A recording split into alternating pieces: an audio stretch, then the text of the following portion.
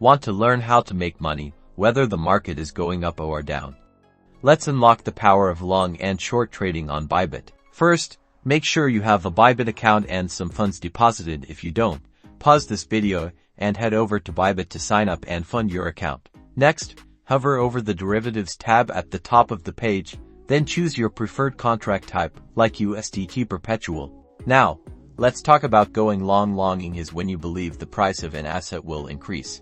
To open a long position, click the Buy Long button. An order panel will appear here. You'll enter the price you want to buy at, the quantity of the asset you want to trade, and your leverage. Be careful with leverage. It can amplify both profits and losses. Now, let's switch gears to shorting. Shorting is when you believe the price of an asset will decrease. To open a short position, click the Sell Short button. Just like with longing, you'll use the order panel to enter the price you want to sell at, the quantity, and your leverage. Remember, managing your risk is crucial. Always set a stop loss to limit potential losses and a take profit to secure your gains. You can set these up when placing your order, or modify them after the order is open. Finally, monitor your open positions closely and adjust your strategy as needed. And that's it.